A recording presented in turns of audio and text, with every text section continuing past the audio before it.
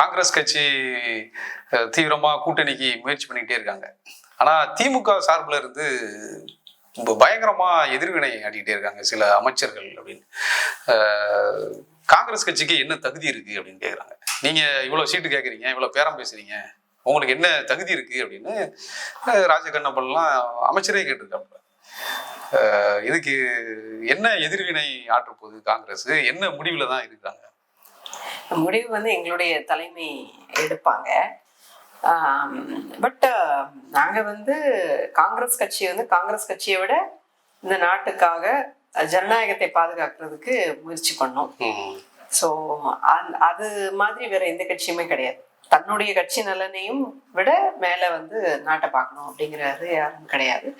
So அதனால நாங்க வந்து எந்த ஒரு இந்தியா கூட்டணி அப்படிங்கிறது இந்திய அளவில் வந்து பாசத்தை எடுக்க வேண்டிய ஒரு மிக முக்கியமான கூட்டணி அப்படிங்கிறதுனால அந்த கூட்டணியை மதிச்சு நாங்கள் வந்து கிட்டத்தட்ட 70 நாட்களாக எங்களுடைய பொறுப்பாளர் திரு கிரீஷ் சோடங்கர் அவர்கள் சொன்னது போல we are in deep pain அப்படின்னு சொன்னார் இல்லையா. எங்களுடைய கட்சி தொண்டர்களும் கட்சி தலைவர்களுமே வந்து ஒரு வழியில இருக்கிறோம். நம்ம வந்து இவ்வளவு தூரம் நம்ம கூட்டணி பேச்சுவார்த்தை நடத்துவதற்காக ஒரு குழுவை அமைத்து விட்டு ஒரு 70 நாட்களாக வந்து நம்ம இருக்கிறோம்.